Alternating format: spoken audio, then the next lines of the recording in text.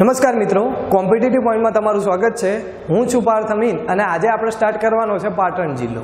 પાટણ જિલ્લો સૌથી પ્રથમ આપણે તો એ દેખવું પડશે કે પાટણ જિલ્લો શેમાંથી બન્યો હતો। તો પાટણ જિલ્લો બન્યો હતો બનાસકાંઠા અને મહેસાણામાંથી વર્ષ 2000ની સાલમાં, અને ત્યારે આપણા મુખ્યમંત્રી હતા કેશુભાઈ પટેલ। આ ખાસ યાદ રાખજો, કન્ફ્યુઝન પોઈન્ટ થાય છે કારણ કે 2001ની અંદર નરેન્દ્ર મોદી સીએમ બન્યા હતા આપણા, પણ 2000ની સાલમાં કોણ હતા સીએમ? આપણા કેશુભાઈ પટેલ, અને કેશુભાઈ પટેલના સમયે જ આપણો આ જિલ્લો બન્યો હતો, જે જિલ્લાનું નામ છે પાટણ।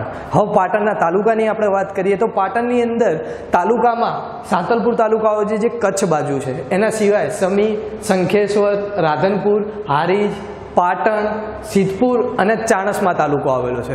આ ઉપરાંત મિત્રો એક મહત્વનો જિલ્લો અહીંયા આગળ આવેલો છે, એ જિલ્લાનું નામ છે સરસ્વતી। સરસ્વતી નદી જેટલા તાલુકાની અંદર અને જેટલા ગામડામાંથી પસાર થાય છે એટલા તાલુકાઓને જોડી અને એક તાલુકો બનાવવામાં તો એ તાલુકાનું નામ હતું સરસ્વતી। અને મિત્રો અહીંયાથી એક પ્રશ્ન નીકળી આવે છે કે સરસ્વતી તાલુકાનું મુખ્ય કેન્દ્ર કયું? તો સરસ્વતી તાલુકાનું મુખ્ય કેન્દ્ર કયું છે? અઘાર, બરાબર છે। અને હવે આપણે આની બોર્ડર જોઈએ તો બોર્ડરમાં આને અડે છે કચ્છની બોર્ડર, જે સાંતલપુર બાજુ અડે છે, પછી અહીંયા સુરેન્દ્રનગરની બોર્ડર અડે છે, મહેસાણા અને બનાસકાંઠાની બોર્ડર અડે છે। મિત્રો આની અંદરથી પૂછાવાલાયક પ્રશ્ન એક જ છે તાલુકાઓમાંથી, આ રાધનપુર પૂછાઈ ગયેલો છે, અને બીજો સરસ્વતી। સરસ્વતી જિલ્લાનું મુખ્ય કેન્દ્ર કયું છે?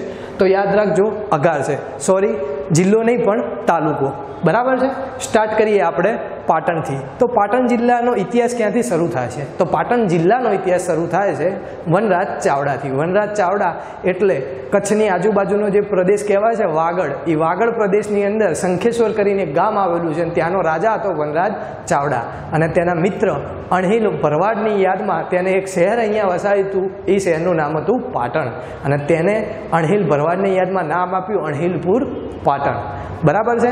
ત્યાંથી આપણે સ્ટાર્ટ કરીએ તો પાટણનું જૂનું નામ પણ હતું એક મિત્રોને, આ વારંવાર પૂછાતું હોય છે। તો પાટણના બે જૂના નામ હતા, યાદ રાખજો, નગરવાલા અને લાખારામ। નગરવાલા અને લાખારામ પણ પાટણના જૂના નામ છે। પ્રભાસ પાટણ કહેતો તમને સોમનાથ આવશે, પણ અણહિલપુર પાટણ કહેશે તો પાટણ આવશે, નોર્થ ગુજરાતમાં આવેલું, બરાબર। અહીંયા શું આવેલું છે? તો યાદ રાખજો, અહીંયા આગળ કંથેશ્વરી માતાનું મંદિર આવેલું છે, બીજું પંચાસરા જૈન દેરાસર આવેલું છે, પછી રાણકી વાવ આવેલું છે। મિત્રો રાણકી વાવ વિશે બધાને ખ્યાલ હશે કે રાણકી વાવ 2014ની અંદર વર્લ્ડ હેરિટેજમાં સ્થાન પામી છે, અને વર્લ્ડ હેરિટેજમાં સ્થાન પામનારું ગુજરાતની આ બીજી સાઈડ છે, બરાબર। હવે રાણકી વાવ વિશે થોડી ડીપમાં માહિતી લઈએ તો રાણકી વાવમાં કઈ મૂર્તિ પ્રખ્યાત છે એ પ્રશ્ન પણ વારંવાર પૂછાતો હોય છે। રાણકી વાવમાં મૂર્તિ પ્રખ્યાત છે મહિષાસુર મર્દિનીની। રાણકી વાવ કેટલા માળની વાવ છે? તો 7 માળની વાવ છે। બીજી વાત, રાણકી વાવ કેવા પ્રકારની વાવ છે? તો સ્થાપત્યની દ્રષ્ટિએ રાણકી વાવ નંદા પ્રકારની વાવ છે। એનું રીઝન છે રાણકી વાવમાં એક જ મુખ છે, બરાબર, અને જેને એક મુખ હોય તેને નંદા પ્રકારની વાવ કહેવામાં આવે છે, બરાબર। હવે રાણકી વાવ કોને બંધાવ્યો એ ક્લાસ 3ની અંદર પ્રશ્ન પૂછાય છે। તો રાણકી વાવ બંધાવનાર વ્યક્તિ હતી રાણી ઉદયમતી, અને રાણી ઉદયમતી કોની પત્ની હતી? તો યાદ રાખવાનું છે મિત્રો, ભીમદેવ પહેલાની। આ એ જ ભીમદેવ પહેલા રાજા છે જેમના સમયમાં મોહમ્મદ ગઝનવીનું આક્રમણ થયું હતું। તો ભીમદેવ પહેલાની પહેલી પત્ની હતી ઉદયમતી, એની યાદમાં એને શું બંધાવ્યું હતું? રાણીની વાવ। હવે આ પ્રશ્ન કન્ફ્યુઝન પોઈન્ટ છે થોડો, અમુક લોકોને ખ્યાલ નથી પડતો કે કોણે બંધાવી હતી, કોના માટે।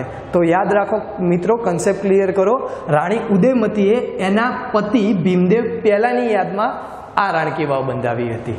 હવે આ પ્રશ્ન પણ નીકળી શકે કે રાણકી વાવ બંધાઈ ત્યારે રાજા કોણ હતો? તો રાણકી વાવ બંધાઈ ત્યારે રાજા હતો ભીમદેવ પહેલાનો પુત્ર કર્ણદેવ સોલંકી, બરાબર છે। ફરીથી હું બોલું છું મિત્રો, રાણકી વાવ નંદા પ્રકારની વાવ છે। રાણકી વાવ બંધાવનાર વ્યક્તિ હતી રાણી ઉદયમતી, તેને તેના પતિ ભીમદેવ પહેલાની યાદમાં આ વાવ બંધાવી હતી। આ વાવ 7 માળની છે, અને 2014ની અંદર આ વાવને વર્લ્ડ હેરિટેજમાં સ્થાન આપવામાં આવ્યું હતું। ત્યાંથી આગળ આપણે સ્ટાર્ટ કરીએ તો અહીંયા આગળ આવેલો છે સહસ્ત્રલિંગ તળાવ। મિત્રો સહસ્ત્રલિંગ તળાવનું નામ પહેલાં સહસ્ત્રલિંગ તળાવ ન હતું। સહસ્ત્રલિંગ તળાવ બંધાવનાર વ્યક્તિ હતો દુર્લભરાજ, અને દુર્લભરાજે આ તળાવ બંધાવ્યું એટલે એનું નામ હતું દુર્લભ તળાવ।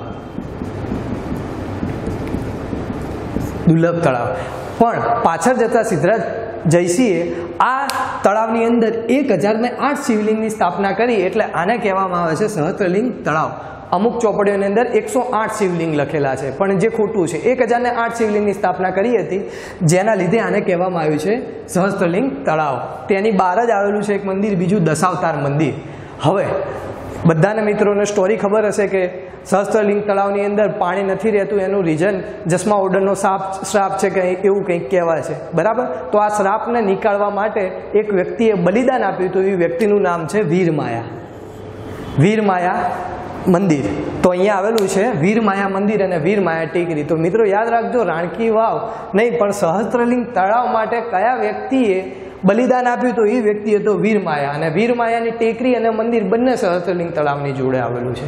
આ ઉપરાંત પાટણની અંદર હેમચંદ્રાચાર્ય નોર્થ ગુજરાત યુનિવર્સિટી આવેલું છે, જેને આપણે HNGU કહીએ છીએ. અને અહીંયા જ પુષ્ટિ માર્ગના સારા એવા સંગીતજ્ઞ ચંપકલાલ નાયકનું ઘર પણ આવેલું છે, બરાબર.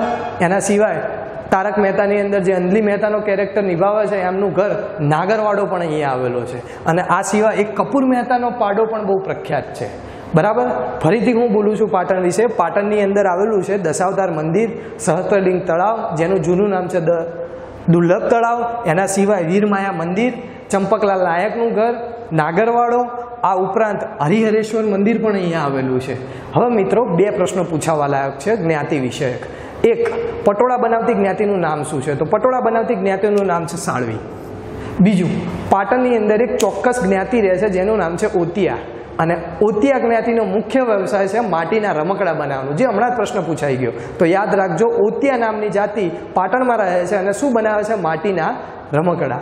ત્યાંથી આપણે મિત્રો આગળ જઈએ તો સહસ્ત્રલિંગ તળાવની પાછળ જ યાદ રાખવાનું બેરમ ખાનનો મકબરો આવેલો છે. હવે બેરમ ખાન કોણ છે? તો યાદ રાખજો, અકબરનો સંરક્ષક, જેને અકબરને યુદ્ધ કળાને બધું શીખવાડ્યું, એ વ્યક્તિનો મકબરો પાટણમાં આવેલો છે. એ મક્કા જતો હોય છે ને ત્યારે એનું ખૂન થઈ જાય છે હાજી ખાન મેવાતી નામના વ્યક્તિ દ્વારા, બરાબર છે. એટલે એનો મકબરો ક્યાં આગળ આવેલો છે? પાટણ. અને આ પરીક્ષાલક્ષી બહુ વધારે પડતી માહિતી છે, બરાબર છે, ઉપયોગી થાય એવી. ત્યાંથી આપણે આગળ જઈએ તો એક જગ્યા આવે છે આપણી સિદ્ધપુર. હવે સિદ્ધપુરના નામમાં કન્ફ્યુઝન છે. અમુક ચોપડીમાં મિત્રો લખેલું છે સિદ્ધપુર એટલે સિદ્ધ ક્ષેત્ર, અને અમુક ચોપડીમાં સિદ્ધ ક્ષેત્ર લખેલું છે પાલિતણા. તો રિવિલન્ટ જવાબ આપણો આવે છે પાલિતણા, બરાબર છે. પણ અમુક જગ્યાએ જો તમારે ના હોય ઓપ્શનમાં તો તમે લખી શકો છો સિદ્ધપુર, બરાબર. બાકી સિદ્ધ ક્ષેત્ર જવાબ આવે છે પાલિતણા. તો યાદ રાખો સિદ્ધપુરનું નામ શું? તો સિદ્ધપુરનું નામ છે શ્રીસ્થળ અને બીજું નામ છે વોરાની નગરી. અને આ વોરાની નગરીનો પ્રશ્ન પૂછાઈ ગયો PI 2017માં કે નીચેનામાંથી કયું શહેર વોરાની નગરી કહેવાય છે? તો સિદ્ધપુર. હવે મિત્રો સિદ્ધપુરમાં યાદ રાખજો, સિદ્ધપુર એ માતૃસાદનું કેન્દ્ર કહેવાય છે. અને અહીંયા કોને સૌપ્રથમ માતૃસાદ કર્યા હતા? તો કર્યા હતા અહીંયા માતૃસાદ કરનાર વ્યક્તિ હતા પરશુરામ. પરશુરામે એમના માતાના માતૃસાદ અહીંયા કર્યા હતા. અને કઈ જગ્યાએ કર્યા હતા? તો બિંદુ સરોવરમાં. આ સિવાય મિત્રો બીજી વસ્તુ યાદ રાખજો, અહીંયા અલ્પા સરોવર આવેલું છે અને વર્ષમાં એક જ વખત ખુલતું કાર્તિકેયનું મંદિર આવેલું છે. આ બહુ પરીક્ષાલક્ષી ઇમ્પોર્ટન્ટ ફેક્ટ બની જાય છે. આ ઉપરાંત અહીંયા આગળ યાદ રાખવાનું રુદ્ર મહાલય આવે છે. હવે રુદ્ર મહાલય કોને બંધાયો, કોને પૂરો કર્યો, કોણ આર્કિટેક્ટ હતું, આવા પ્રશ્નો પૂછાતા હોય છે. તો રુદ્ર મહાલય બંધાવનાર વ્યક્તિ હતો, યાદ રાખજો, શરૂ કરનાર વ્યક્તિ તો હતા મૂળરાજ સોલંકી.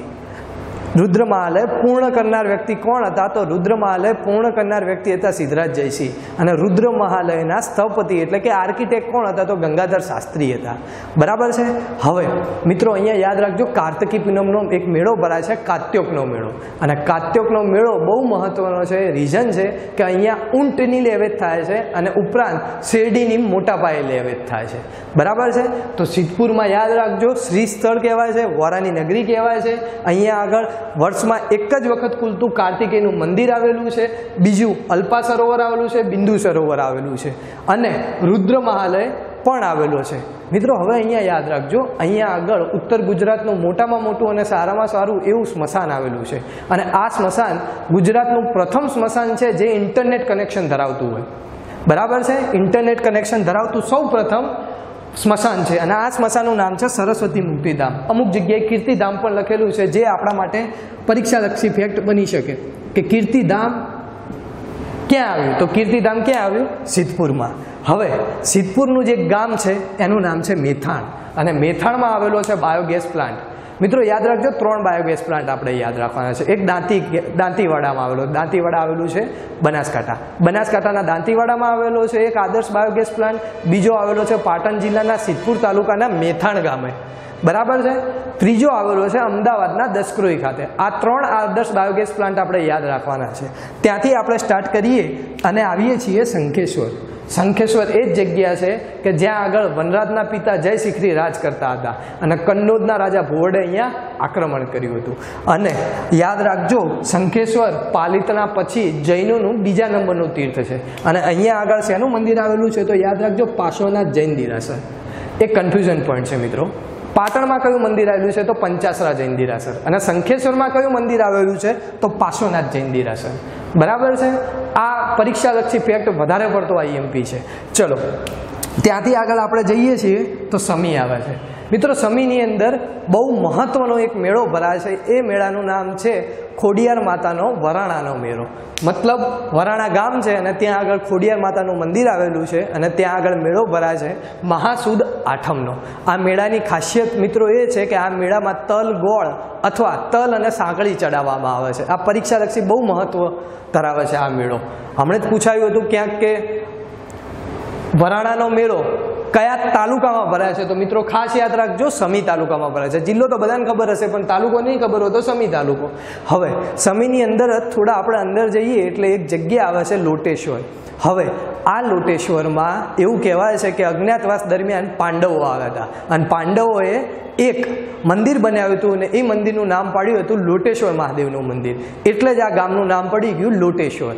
લોટેશ્વર ક્યાં આવ્યું તો સમી તાલુકામાં આવેલું છે. પાંડવો અહીંયા અજ્ઞાતવાસ દરમિયાન રહ્યા હતા. બીજી વસ્તુ, હવે બીજી વાત મહત્વની ખૂબ છે કે અહીંયા પાંડવોના 5 કુંડ આવેલા છે. પાંડવોનું જે પ્રમાણે શરીર હતું એ મુજબના કુંડ આવેલા છે. ધારો કે ભીમનું શરીર વધારે હતું તો અહીંયા આગળ એક વચ્ચોવચ્ચ કુંડ આવેલો છે જે વધારે પડતો મોટો છે. અને આવા કુંડ જે જગ્યાએ છે એ જગ્યાનું નામ છે લોટેશ્વર. મિત્રો અજ્ઞાતવાસ દરમિયાન આવે ને લોટેશ્વર અને લુણેશ્વર વચ્ચે 2 પ્રોબ્લેમ થાય છે. લુણેશ્વર આવેલું છે લુણાવાડામાં, મહીસાગરમાં, જે પણ પાંડવોએ જ બનાવ્યું હતું. અને બીજું લોટેશ્વર આવેલું છે ક્યાં આગળ તો લોટેશ્વર આવેલું છે પાટણ જિલ્લાના સમી તાલુકામાં. પાટણ જિલ્લાના સમી તાલુકામાં લોટેશ્વર આવેલું છે, જેની અંદર અજ્ઞાતવાસ દરમિયાન પાંડવોએ શું બનાવ્યું હતું તો યાદ રાખજો, પાંડવોએ બનાવ્યું હતું લોટેશ્વર મહાદેવનું મંદિર અને એમના 5 કુંડ અહીંયા આવેલા છે. આ ઉપરાંત અહીંયા આગળ યાદ રાખજો એક મેળો ભરાય છે. એ મેળાનું ખાસ નામ યાદ રાખજો, ધૂણિયો મેળો ભરાય છે. અહીંયા કયો મેળો ભરાય છે? ધૂણિયો મેળો. હવે આપણે આગળ જઈએ થોડા અને અહીંયા એક ગામ આવે છે હારીજ. હારીજ એક તાલુકો છે અને હારીજનું એક ગામ છે વાઘેલ. એવું કહેવાય છે મિત્રો કે સોલંકી વંશ પછી જે વાઘેલાઓ આવ્યા તે વાઘેલાઓ આ વાઘેલ ગામમાંથી આવ્યા હતા. અને વાઘેલ ગામમાં તેમના સ્મૃતિરૂપ અહીં એક તળાવ આવેલું છે. તળાવનું નામ છે ભૂતાવળ તળાવ. કયું તળાવ આવેલું છે મિત્રો? ભૂતાવળ તળાવ. હવે ત્યાંથી આપણે આગળ જઈએ અને આવીએ છીએ ચાણસ્મા. મિત્રો ચાણસ્મામાં એક ગામ યાદ રાખવાનું, એ ગામનું નામ છે દેલમાલ. હવે દેલમાલમાં શું આવેલું છે તો યાદ રાખજો મિત્રો, તોરણ આવેલું છે એક લીંબોજ માતાના મંદિરનું. અને લીંબોજ માતાનું મંદિર આવેલું છે અને તોરણ આવેલું છે. હવે તોરણ એટલે શું તો મિત્રો, તોરણ એટલે બીજું કંઈ નહીં પણ તોરણ એટલે પ્રવેશદ્વાર. જે રીતના ગોપુરમ હોય એ રીતના તોરણ હોય, અને તોરણ એટલે પ્રવેશદ્વાર. લીંબોજ માતાના મંદિરનું તોરણ બહુ પ્રખ્યાત છે અહીંયા. આ ઉપરાંત દાઉદી વોરાની હજરત પીર શાહની દરગાહ અહીંયા આવેલી છે. બરાબર છે. ચાણસ્મા તાલુકાનું ગામ છે દેલમાલ. ત્યાં આગળ લીંબોજ માતાનું તોરણ આવેલું છે. અને બીજું શું આવેલું છે તો યાદ રાખજો, દાઉદી વોરાની સમાજની હજરત પીર શાહની દરગાહ આવેલી છે. ત્યાંથી મિત્રો આપણે આગળ જઈએ તો એક જગ્યા આવે છે રાધનપુર. અને આ સિનિયર ક્લાર્કમાં વચ્ચે 1 વર્ષ પહેલાં પરીક્ષા લેવાઈ હતી. ત્યાં પૂછવાનું હતું કે રાધનપુર તાલુકો કયા જિલ્લામાં આવેલું તો પાટણ જિલ્લામાં આવે છે. હવે રાધનપુરમાં યાદ રાખજો, રાધનપુરમાં મુસલમાન રાજાઓનું રાજ હતું અને એ મુસલમાન રાજાઓ બાબી વંશના હતા. કયા વંશના હતા? બાબી વંશ. બાબી વંશ એ જ વંશ છે જે જુનાગઢમાં રાજ કરતો હતો અને બીજો રાજ કરતો હતો બાલાસિનોરમાં. બાલાસિનોર આવ્યું મહીસાગરમાં. મહીસાગરના બાલાસિનોરમાં જે રાજ કરતો હતો એ બાબી વંશ અને જુનાગઢના બાબી વંશના જ સંબંધીઓ હતા રાધનપુરના રાજા. અને સૌ પ્રથમ આનો સ્થાપક કોણ હતો રાધનપુર સ્ટેટનો તો યાદ રાખવાનું, જવામર્દ ખાન બીજો. ખાસ મિત્રો પરીક્ષાલક્ષી આઈએમપી છે કારણ કે હમણાંથી પૂછાવા માંડ્યા છે દેશી રજવાડાઓ. અને દેશી રજવાડોમાં રાધનપુર પણ એક રજવાડું જ હતું. બરાબર. તો સ્થાપક આનો હતો જવામર્દ ખાન બીજો. અને અંતિમ શાસક કયો કે જેને 1947ની અંદર ભારત સંઘ સાથે જોડાણ કર્યું હતું એ વ્યક્તિ હતો મુર્તુઝા ખાન. આ બે પરીક્ષાલક્ષી ફેક્ટ છે. તો યાદ રાખજો, સૌ પ્રથમ સ્થાપક કયો તો જવામર્દ ખાન બીજો, અને અંતિમ સ્થાપક કયો રાધનપુરનો તો યાદ રાખવાનું મુર્તુઝા ખાન, જે અંતિમ શાસક કહી શકો તમે. સ્થાપક ના કહેવાય, શાસક કહેવાય, બરાબર. અને કયા વંશના હતા? બાબી. અને બાબી વંશ બીજો ક્યાં આગળ હતો ગુજરાતમાં? તો યાદ રાખજો મિત્રો, જુનાગઢમાં હતો, અને બીજો હતો મહીસાગરમાં. ત્યાંથી આપણે મિત્રો આગળ જઈએ તો છેલ્લો તાલુકો આવે છે ને, એ તાલુકાનું નામ છે સાંતલપુર. હવે સાંતલપુર કચ્છની આજુબાજુનો તાલુકો છે. અહીંયા આગળ શું આવે છે? તો અહીંયા આગળ એક જગ્યા આવે છે, એ જગ્યાનું નામ છે અમરાપુર. અને અમરાપુરમાં લોહાણા સમાજના કુળદેવતા કોટક કુળદેવતાનું મંદિર આવેલું છે. મિત્રો યાદ રાખજો, ખાસ આઈએમપી પ્રશ્ન છે. અમરાપુરમાં કોનું મંદિર આવેલું છે? તો લોહાણા સમાજના કુળદેવતા કોટક કુળદેવતાનું મંદિર આવેલું છે. આ ઉપરાંત સાંતલપુરમાં જ ગુજરાતનો હાલનો સૌથી મોટો સોલર પ્લાન્ટ સ્વર્ણિમ સૂર્યતીર્થ પાર્ક આવેલો છે. અત્યારે બીજો નવો બની રહ્યો છે રાધાનેસડામાં, જે સૌથી મોટો હશે. પણ હાલ કયો મોટો છે? તો સાંતલપુરના ચારણખા ખાતેનો સ્વર્ણિમ સૂર્યતીર્થ પાર્ક, બરાબર છે. તો ફરીથી એક વખત રિવાઇઝ કરી લઈએ આપણે કે કયા કયા તાલુકા દેખ્યા આપણે: સિદ્ધપુર, સરસ્વતી, ચાણસ્મા, પાટણ, હારીજ, રાધનપુર, સમી, સંખેત. તો મિત્રો આજે આપણે આ જિલ્લો આપણો અહીંયા સમાપ્ત કરીએ છીએ.